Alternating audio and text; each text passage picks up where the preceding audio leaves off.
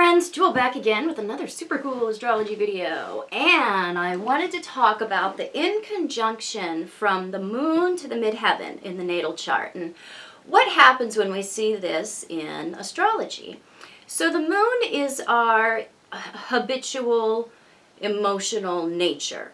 It's how we feel inside. It's not like the sun. It's not our ego or our identity. It's not our outside structures. It's our internal structure, how we feel. It has a lot to do with how we think because we base most of our decisions on our feelings. So, Mercury is the rational mind. The moon is the emotional mind. And so, also describes how we want to please, how we want to nurture, how we want to feel pleased and nurtured as well, and what makes us feel safe, secure internally.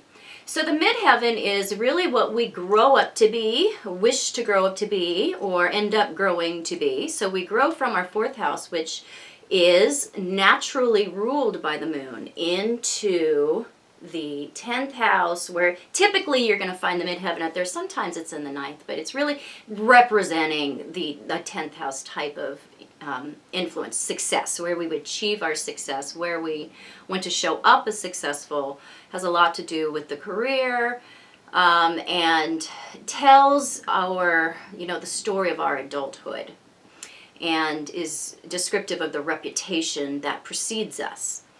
So when we have somebody's emotional nature in an inconjunction, and it would need to be close, within 1.5 or maximum 2 degrees, to the midheaven, it really shows somebody that has an image, at the midheaven that really does not match with what they truly want or feel, which is their moon.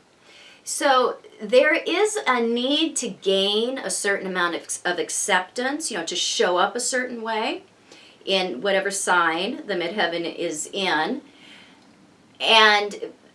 but it's a pleasing image, but they're not emotionally honest in their dealings, because they feel compelled to show up one way, which is the midheaven, but they feel another way, which is the moon somewhere down here in like the 2nd, 3rd, 4th, 5th house somewhere. So they really don't know how to feel. They don't know how to structure their feelings without the agreement of an authority figure or, the career, the things that the midheaven represents, which is typically going to be, in this case, figures that we consider superior or authority figures. Mates often show up in this type of inconjunction, can be represented by this. Parents, teachers, bosses.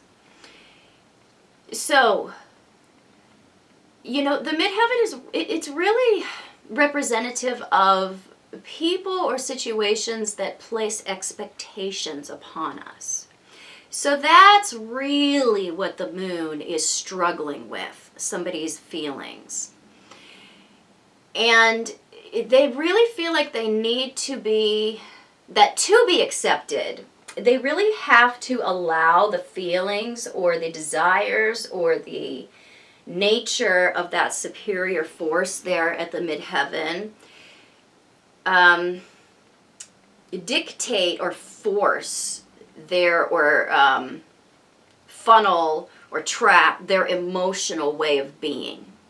So we can hear a lot of, I'm being made to do or accept this or feel like this in somebody's life, who has this particular inconjunction, because there is this genuine sense of being oppressed by the things of the midheaven, which is expectations, how we want to show up, the superior people in our life, being oppressed up there, and having the moon down at the bottom, be forced to secretly be a different way, or be forced to comply.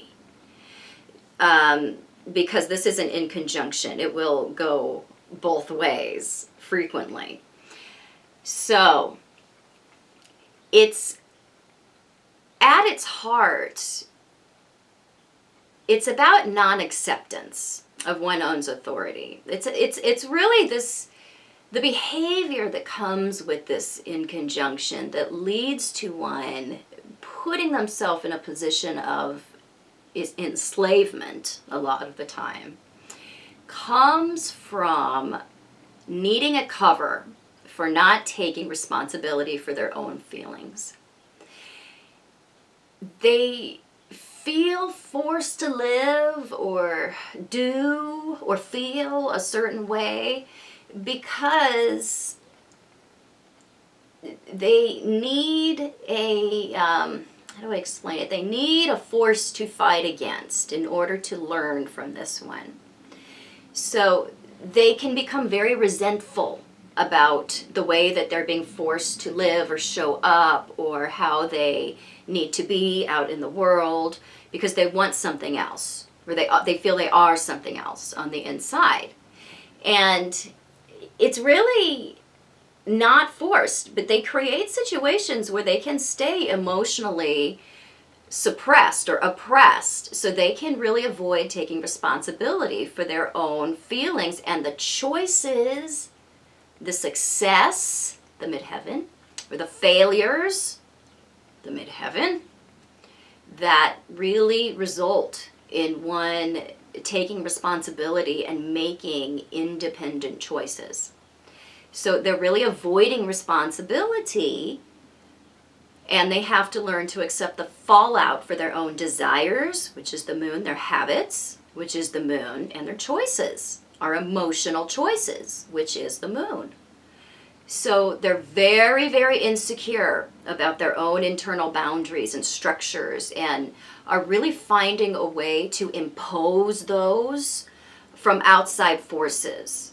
From the rest of the world, or from the authority figures, or the superior figures in their lives, or the organizations that are representing authority. So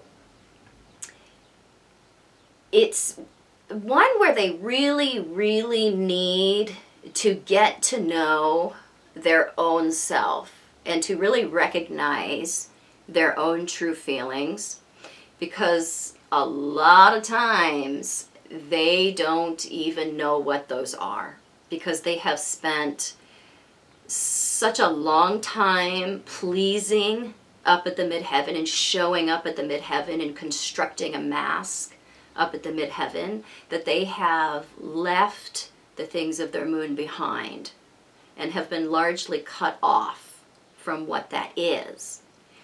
So it's really about defining what they want and then adjusting their behavior so that they can come to a place where they can ask for that. They have to become brave to learn a different behavior of showing up honestly without that creating massive fear or insecurity related to them being rejected or ignored, or seen as not successful, or seen as weak, being made to feel insecure. So they have to learn in baby steps who they are, what they want, how to apply that honestly in their lives in a way where other people know what that is. This goes a long way towards creating those internal boundaries and structures that they have been finding ways to impose upon themselves from the outside world. So they build up their own skeleton because, Saturn is the natural ruler of the midheaven. And so this can be very, very similar to a Saturn inconjunct the moon. And a good way to think of this aspect is to think of it that way, because, it's Saturn that is our insecurity, our success, our learning, our striving, our public image, all the things of the 10th house. So this is one that's really about connecting emotionally with showing up in a way where we have boundaries that are visible and that are known to the outside world. And this then creates ways for people to have reciprocal relationships with us, ways for our career to have a reciprocal relationship with us. It enables us to have other people know who we really are. When we don't have good boundaries, nobody really knows who we are. We are just really a reflection of them. So we can't complain when we don't have our needs met because we never let those be known, or we're never honest about that. It takes a great deal of bravery to be honest about who one truly is. So this aspect is one where we need to, develop the value, the concept of the value and autonomy of our own feelings, and that it is okay to have feelings and desires and wishes that are independent from what the public wishes for us, or what the authority figures that surround us wish for us, or what the superior mates that we may be involved with wish for us. And in giving up the desire to be seen a certain way for the desire to be truly happy, there is a freedom in that. They free themselves from the expectations of other people, which they have themselves enslaved themselves to for so long. So they teach other people how to respect them by learning to respect themselves. And they can often, in the beginning when they're dealing with this one, lead somewhat double lives because, they're trying to please at the top and they're trying to please themselves here at the bottom as well. And it's when they realize that they can have both. It's just a boundary issue, it's a confidence issue, and above all, it is a responsibility issue. They have to be willing to take responsibility for their own desires and define what those are, and begin to let those be known up at the midheaven. So it's an image change, an image adjustment, because inconjunctions are always about adjustments that we have to make within our own character, within our own lives, within our own relationships, what it be it. So it's an adjustment in their emotional behavior so that can connect with others in a way that is honest and in a way that is satisfying, and in a way where they feel like they are being genuinely nurtured by their own adult self, which is what we grow up to be at the midheaven. So another issue with this particular aspect is that getting advice or counseling or input from authority figures, or people that they deem